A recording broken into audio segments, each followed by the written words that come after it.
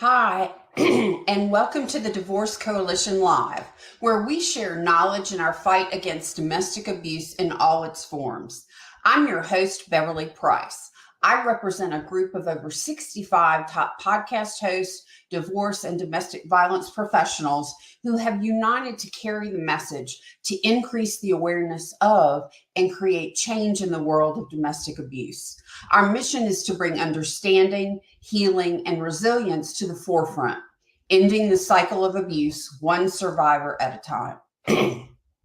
Through this show, you'll gain valuable insights on all aspects of domestic abuse, from personal stories to the emotional and legal issues. With expert guests, practical advice, and enlightening conversations, you'll find that knowledge is power, and you too can carry the message to create change.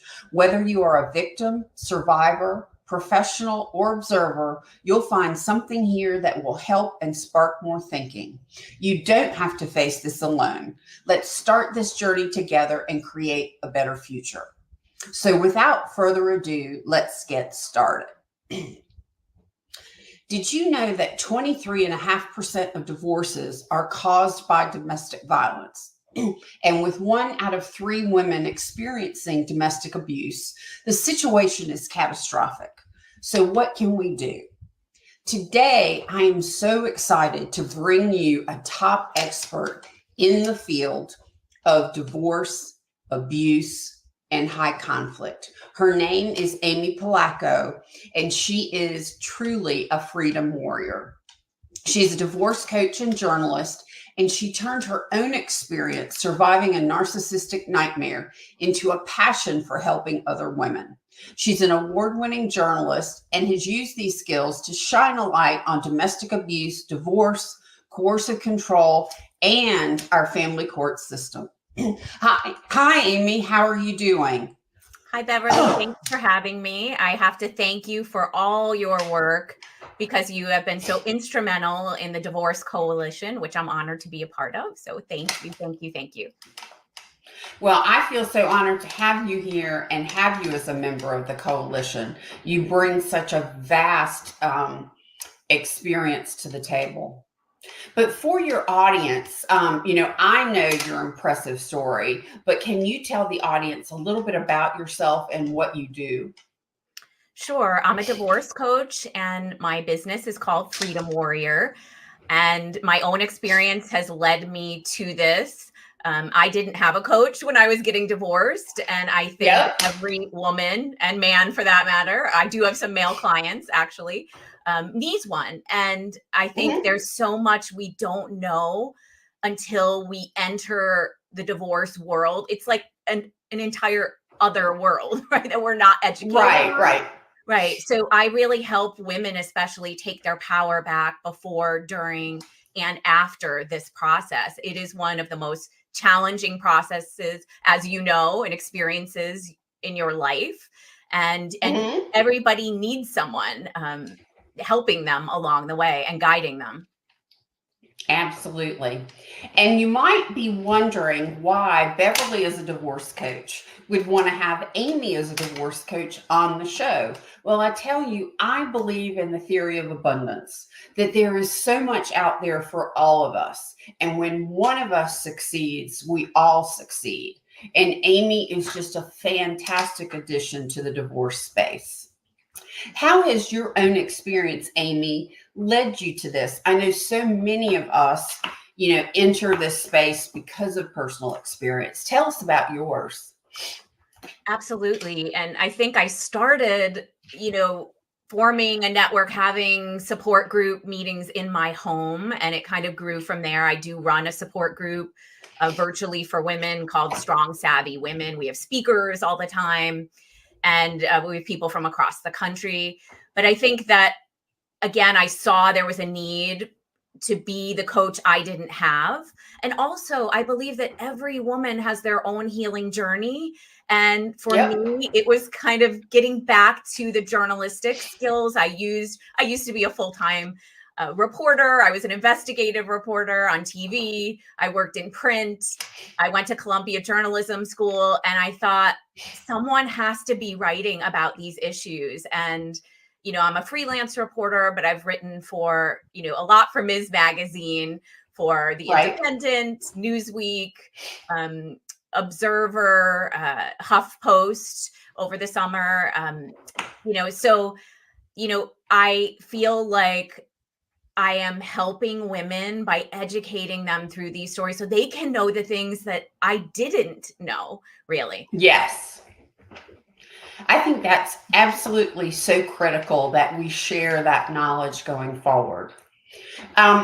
So I think we're talking a lot here, specifically when you combine divorce and domestic abuse, about kind of high conflict situations.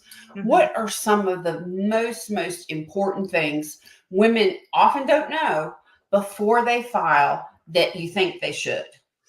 So the basic things, I feel like, you should get your ducks in a row, right? I think oftentimes, look, sometimes someone decides, I always say to my client, that they want a divorce after something egregious happens. And you don't need me to get Right. into what that could be.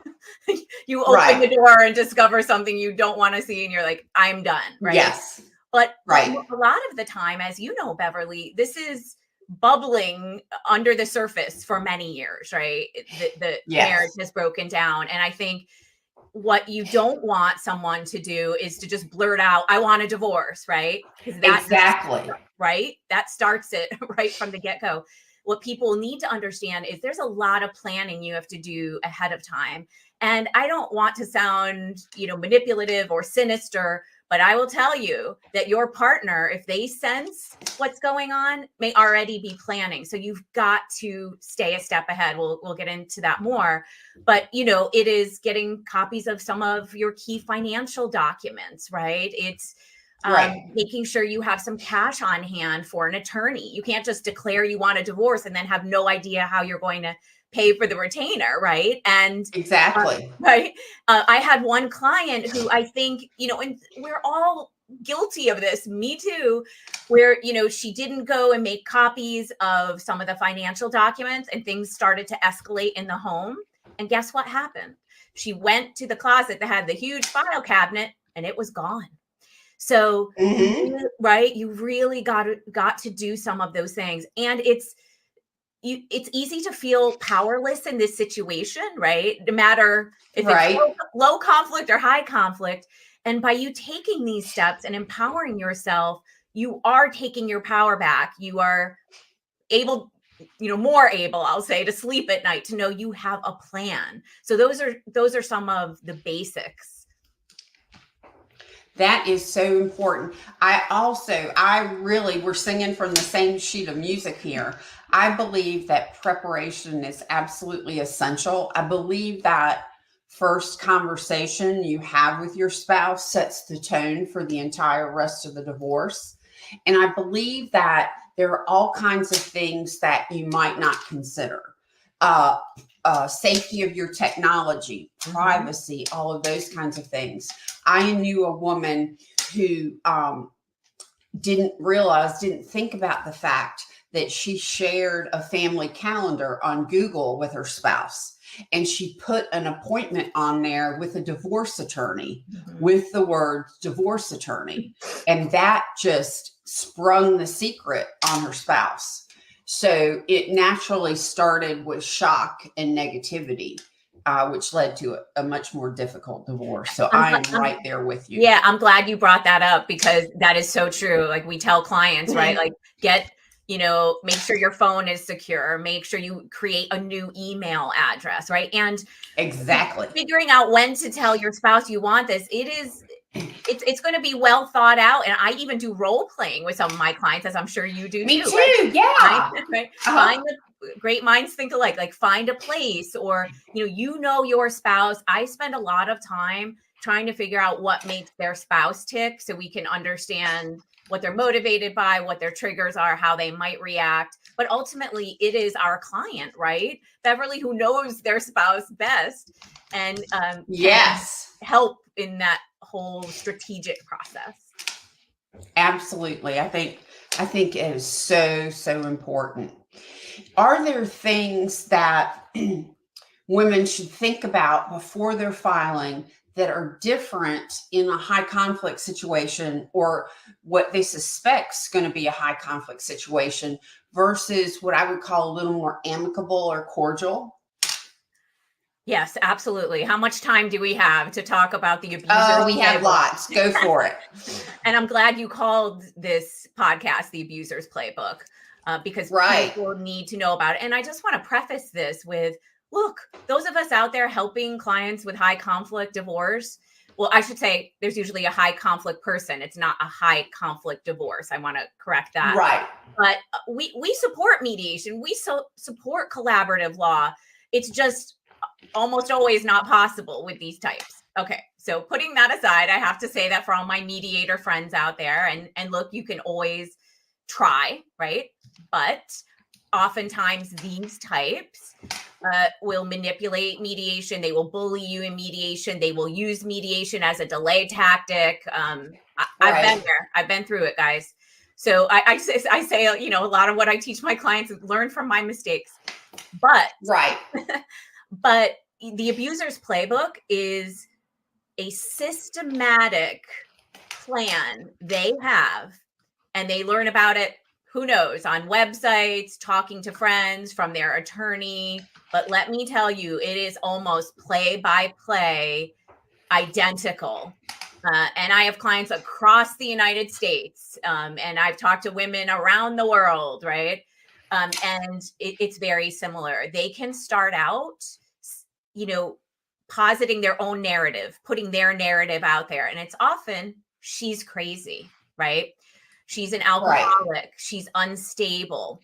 And it begs the question, really? You know, the woman you trusted to take care of your children for 20 years is suddenly unfit and has all these, you know, mental health issues, right? Right. I think that societally, you know, this is something we buy into. Sometimes the woman's crazy, unstable, you know, hormonal, all these things. I actually wrote a story recently, you can look up in Ms. Magazine, called Hysterical Women Out for Revenge. Family courts, misogynistic tropes traumatize women and children, because this is what we see over and over again. And what women need to know, and I'm sure you see this, Beverly, is that it's really hard to combat that narrative once it's out there. So, exactly. Right. I think often we, I don't want to say, oh, all women are so perfect and we're all empathetic and kind, but we tend to look for the good in people, right? That's how maybe we ended up with a narcissist to begin with. And we're afraid sometimes to take this divorce process to the next level for fear of creating World War III. And while we're paralyzed, they come out with this, that we're crazy, unstable. And the last thing I'll say about this part, there are many parts of the playbook, is that this is what happened to Catherine Kasanoff. She's a woman, if you haven't read her story, who lived in Larchmont, New York, battled for 3+ years to get her children back after her husband filed for custody. I wrote the first story about her for Ms. Magazine in 2021 before anyone covered her story. She had some wins. Ultimately, tragically, she decided to opt for an assisted suicide in Switzerland in May of 2023. And her story, you know, was shared on social media. You can read, I've done several follow-up stories in Ms. on her that you can read, but her attorneys told me, you know, once she was painted as this unstable, unhinged woman who was an attorney who had worked for New York State Governor Kathy Hochul, you know, and was accomplished and by all accounts a good mother. Once she was painted that way, it was very hard to dismantle that. Wow. I'll pause here. I have many other parts of the playbook, but I'm sure you want to chime in, Beverly. No, go for it. Tell us another part. I love it. So the other, you know, you have to understand that these types, and I think, you know, if your husband or wife has the potential to do this. And again, I said, I have a couple male clients who read an article I wrote and said, I'm dealing with this, and this is my wife I'm trying to divorce. But their whole mantra, and my ex-husband actually said this to me openly, the best defense is a strong offense. So they come out of the gates, filing motions right away. They don't stop. They will find anything. When we talk about, I'll get into custody in a second, but they file a lot of ex parte emergency motions. And sometimes the courts grant them as a temporary thing. But unfortunately, those temporary things then become permanent, right? So they make things up. I mean, I can't even tell you the stories I've heard. So that's 2. 3, they will often allege abuse themselves. And I know I thought to myself, oh my gosh, how could anyone do that? Right. I didn't have that in my personal situation, but I have many clients who do. One of the women I wrote about in my Huffington Post article over the summer, that I got a huge response from, was a woman who's like a top business executive in Massachusetts, actually spent a night in jail because her husband was able to convince the police that she was abusing him with no evidence. And, he used to lock her in a room. I mean, there was so much evidence in the other direction. So don't think it won't happen. I had a client recently who, thankfully, I had a relationship with the attorney, and we ended up both giving the client the same advice because we could see this escalating. We could see the signs that he was about to flip the narrative and say, she's the abuser, try to get her out of the house, get a restraining order and all this. And really, she deserved the restraining order. She had evidence of it, right? And so she did do that and was happy she did. So I think, so she got ahead of him. Exactly. But she's the perfect example, Beverly, of someone who was like, what do you mean? We were like, trust us. We see all the signs. He is priming the pump for this. And if you don't do it, he will. I mean, ultimately it's the client's decision. But the other thing, I think most women who would know this, unless you're in this world like we are, when women report abuse in custody cases in divorce, they are believed less than half the time, 41%. And this is a study by Joan Mayer of George Washington University Law School. And so, people think, oh, it's so easy, if you're not familiar with family court, I can just tell them the truth and everybody's going to believe me. Not the case. And the last thing is parental alienation, which is the abuser's favorite counterclaim. When they're accused of abuse, they say the other parent is alienating the children from them, right? So they demonize the other parent. And, there's this trend in our country. It's been, been going on for decades that, father's rights, children should be with both parents, which everyone I know agrees with this if the two parents are healthy, right? Now, exactly. Right? If one of them is abusive, either one could be the mom, it's not a healthy situation, right? But what happens is there's such a desire to place children with both parents and to not have one, quote unquote, alienated, that this ends up hurting mothers. I know so many moms who have lost custody. Some of my clients, I mean, it breaks my heart. They see their kids for like once a week. Catherine Kasanoff didn't see her girls. Then she had supervised visits. And what sent her over the edge, she openly said, was they went back to, she couldn't have unsupervised visits. She had to have supervised again. So, but I think the good news is that there is more media coverage for this. Peaky's Law was just passed in California, which, bans the use of these reunification camps, which are supposed to reunify children with, the estranged parent, the victim parent. Caden's Law was passed on a national level, and it now has to be passed at the state level. So Peaky's Law is the California version of that. For more information on this, I encourage everybody to follow and get involved with National Safe Parents Organization. Knowledge is power. You got to know what's going on in family court if you're entering this arena. So it's National Safe Parents? Yes, National Safe Parents Organization. And, Danielle Pollock, who was behind Caden's Law and so many others. I've had her as a guest at my support group. She is one of the leaders of that as well. She works for the National Family Violence Law Center and works on this there are people out there working tirelessly on a daily basis on these issues. Yeah. One of the things that I think is important is we are talking about high conflict personalities. We're talking about abusive personalities, but I think conflict occurs in divorce, even if there isn't abuse.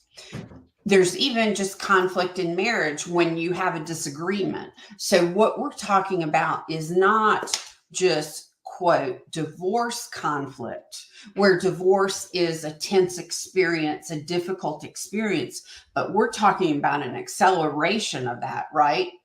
Yes. So how would you contrast what you're describing as a high conflict person with a person in divorce where there is conflict? If you know, if you get the difference. Okay. Right. I mean, look, going through a divorce is one of the most emotional things you'll go through, right? It ranks up there with losing a loved one and so many other things in life. So any person is going to be triggered to some degree, and that is natural and understandable. And professionals working like mediators and attorneys know that. And by the way, don't go complain and, get emotional with your attorney, right? Come to us because they're going to charge you a lot more, right, Beverly? So when people say sometimes, oh, I can't afford a divorce coach, you almost can't afford not to have one because people will inevitably send emails, call their attorney when every little thing happens. You're getting charged their hourly rate for everything they do. So anyway. But I think the difference is that with a high conflict person, they are out for revenge. They are out to win. They weaponize the court system. They will not negotiate. I have a client, she's 4 years in. She just wants a divorce. She testified in front of the Massachusetts legislature, which is considering coercive control and litigation abuse legislation, and said, all I want is a divorce.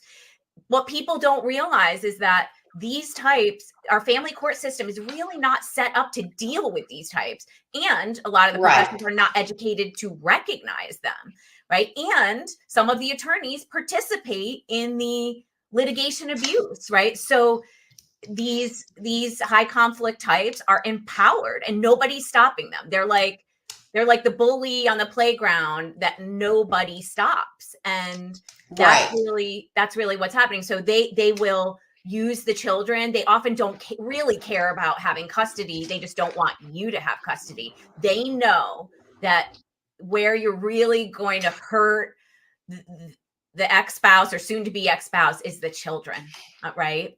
Gotcha. So they say often, I'm going to take your children away from you. You're never going to see them. These types could be blindsided by the fact that their spouse wants a divorce, but often, remarkably, they're already off having affairs with other women, and they still are vindictive toward their spouse who just wants a divorce and just wants out. So I think you see from the very beginning how they're going to behave. And, I'm sure you see this with your clients in these situations, Beverly. I spend a lot of time. I want to know how they met. I want to know how he courted you. I want to know when you got married. What is, because inevitably when you start peeling back the layers of this onion, you find out that at Bobby's first birthday party, he had a complete meltdown and rage, but you put it aside and said, okay, it was like, there were red flags and things where we can piece together that we know what his behavior is going to be. When, narcissistic types care about their outside image too. They want to look like the great dad. They don't necessarily want to put the work and the time in to be the great dad sometimes. And again, it could go either way with a woman, but they, want that image. So that's inside they're empty. Inside, their ego is bruised by the fact that they're getting divorced and they want to come out smelling like a rose, and they will destroy you in the process. Absolutely. We're going to take a quick break and go to a word from our sponsor. I'm Beverly Price from Her Empowered Divorce, the empowering divorce coach who guides women on their journey before, during, and after divorce.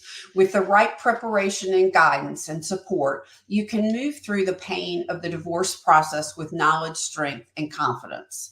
Schedule a free consultation with me at herempowereddivorce.com and look for my free ebook. You can get it at herempowereddivorce.com/divorce checklist. Now let's get back to the show.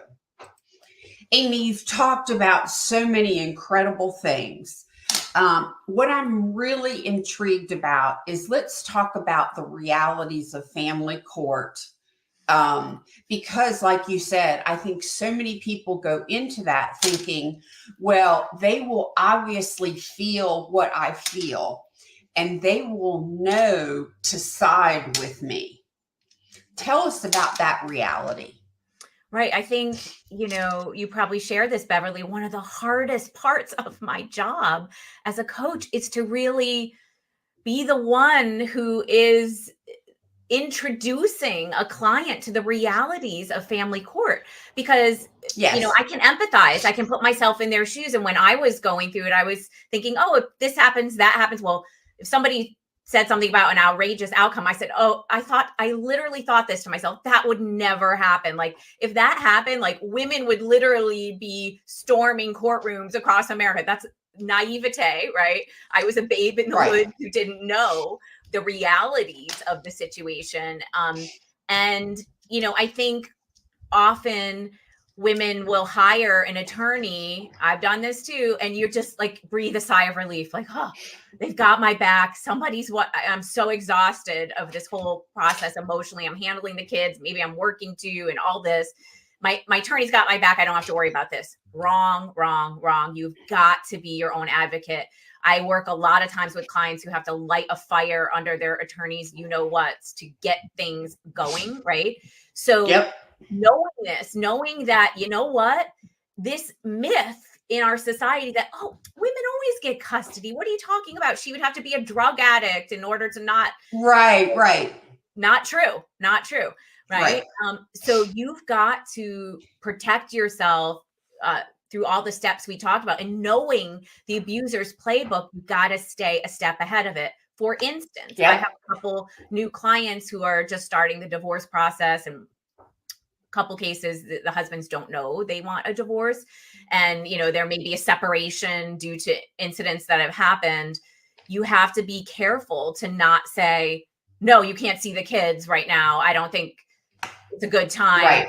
Right. That could be used against you. And if you don't know that, right, you can get yourself into trouble. I had another client who's post-divorce. And as we know, Beverly, it does not end when those divorce papers are signed. No. Yeah. Right? Post-separation abuse. Yes. Right. And many times it just begins. You're like, what? So I have a client who's divorced, and one of her kids does not want to go with the dad and will physically kick and scream and not want to leave the house. And I had to coach her to, you got to tell your ex every step of the way. Like, I'm in the bedroom. I'm trying to get him out of the bed. Okay. Can you come to the front door? Like, this is terrible, but I don't want her to be, set up as the parental alienator who is not giving her child to the father. Right. So knowing these things is really important. I think being realistic also about how much the process is going to cost and how long it's going to be. Sometimes people think, oh, it'll just take a few months, or we'll be divorced in 6 months or a year. I think the average is 2 years. If you're talking about a high conflict divorce, you are talking about 3 years. Can be 3 times as much, 3 times as expensive. I am in Fairfield County, Connecticut, where, you have some affluent families, and the legal bills are in the hundreds of thousands, in the millions. Wow. Now, one of the things I work with my clients on is separating their emotional responses and their emotions from fact, because in court, emotions don't work. As a matter of fact, they can paint them into a corner. And so I do a lot of work having them document. But not document he's a bad father. Document the child is late to school these days. The child has dirty clothes these days. And so I'm sure you're kind of in the same thing, is separating that emotion, no matter how hard it is, right? Because you're hurting. And you're worn out from a marriage of conflict, then I think knowing that what you have to do, not only for court, but also I think going back and looking at what actually happened helps you prevent your reaction to gaslighting. So they're telling you you're crazy, these things didn't happen. But if you have your record, is that kind of your approach too? Yes, absolutely. I mean, I often say, look, it's going to be a part-time job and I know it stinks, but you have to do it. Right.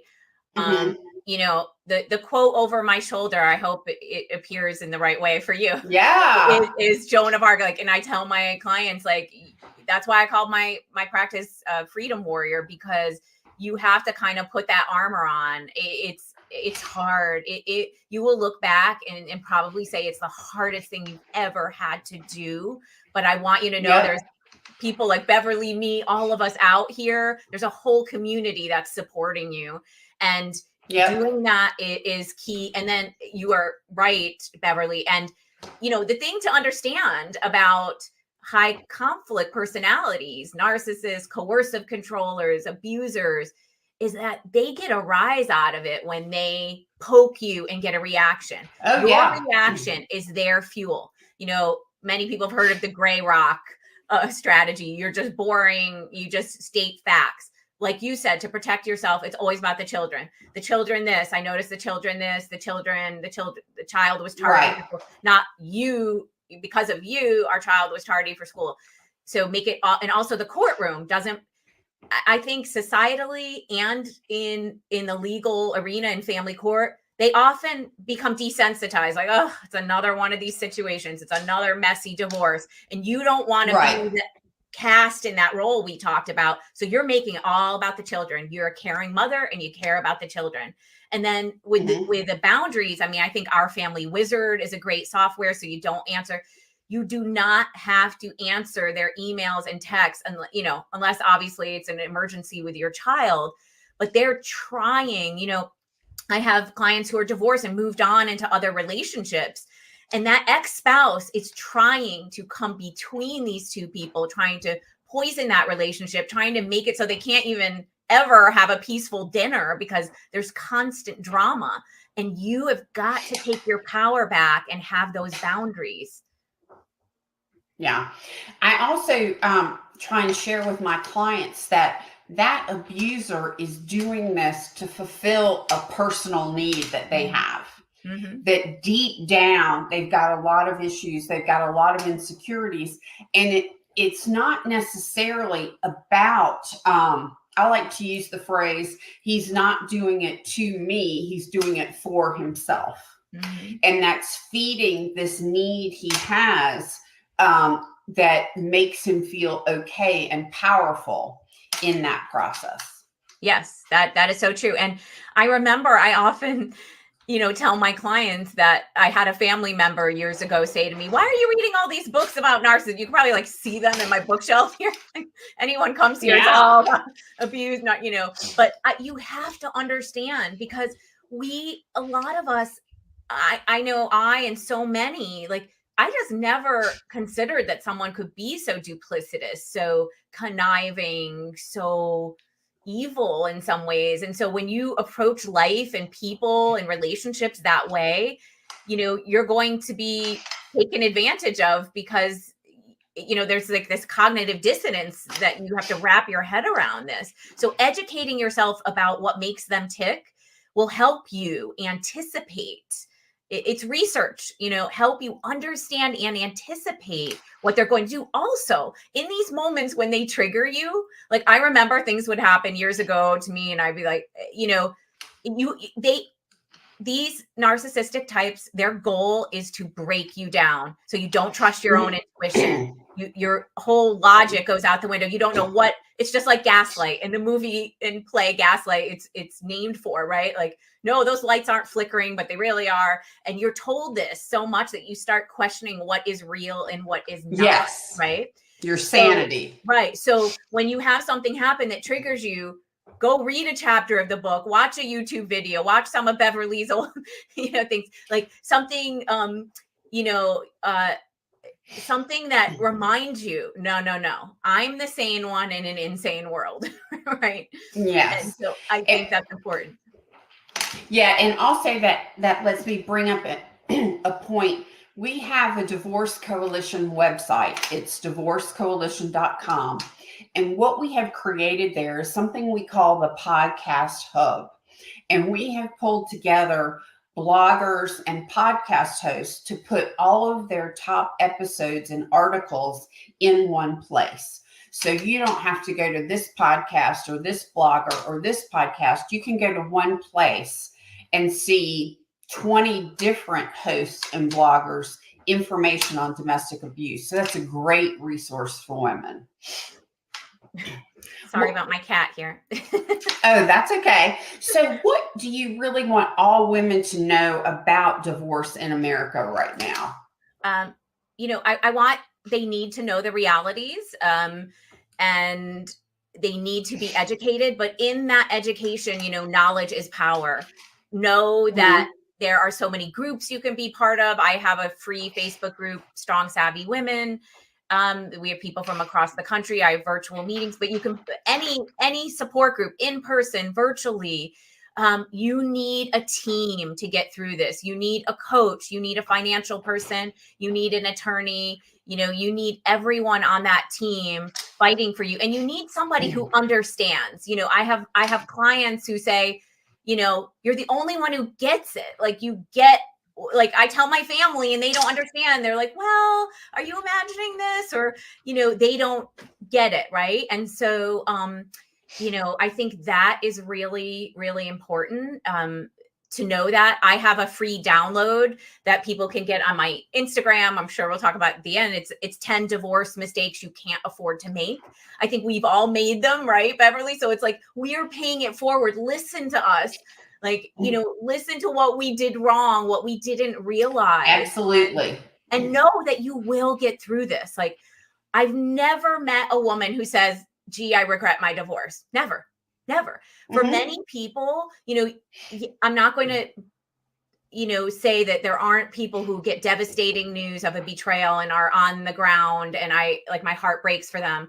But I think a lot of women after the divorce actually see like a dark cloud kind of float away. And despite the challenges, they almost unequivocally say, why didn't I do it sooner? Right? Exactly. And one point I want to share, much of my audience knows that I've been through multiple divorces that all involved abuse.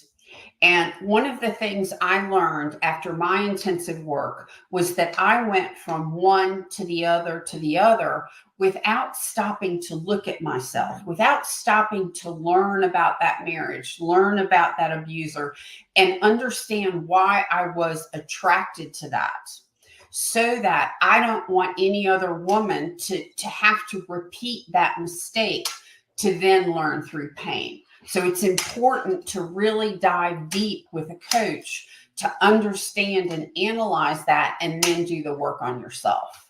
Absolutely. I think part of learning the story of how you met, your soon to be ex-spouse or ex-spouse, is, you see things that now you see would be red flags. So that makes you more, attuned to that. If you're out there dating, I encourage people to, not date right away. Look, it's everyone's personal choice, but I will say, I think clients I have who do head out there dating, can go one of two ways. Either they haven't done the work and they may have rose-colored glasses again, but often it's the other that they see everything as a red flag. Like they put their fork down this way, and then that's my ex-husband used to do that. And like, so it's like you've got to, it is trauma. Let's just validate that. Like behind me, I have Oprah's book, What Happened to You? You know, on the New York Times bestseller list is The Body Keeps the Score by Dr. Bessel van der Kolk. I bring this up all the time. You know, especially if you're going through this with a high conflict person, it's trauma. It's living in fight or flight mode every day. And you've got to heal from that in order to move forward and be ready to, you know, trust someone again, love someone again, be in a committed relationship again.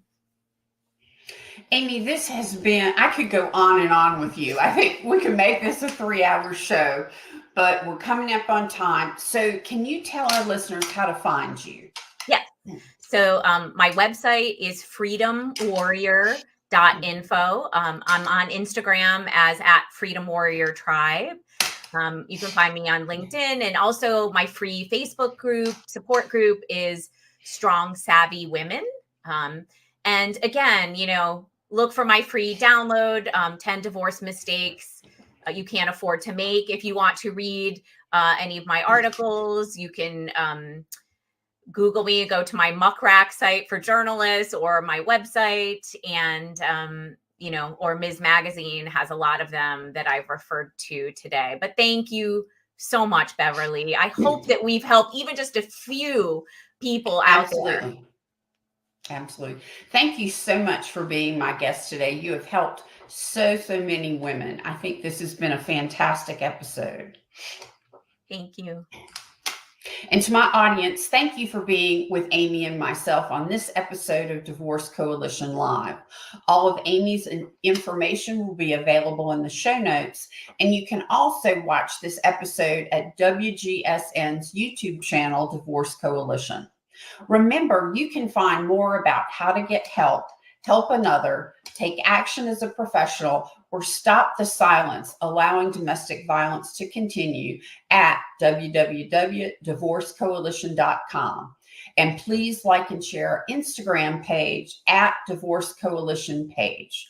The more we grow, the stronger the fight against domestic abuse. Let's come together, break the silence, and champion a brighter future. Stay tuned each Tuesday at 9 a.m. Eastern Time for another episode of Divorce Coalition Live. I appreciate your support. Until next time, stay safe and grow.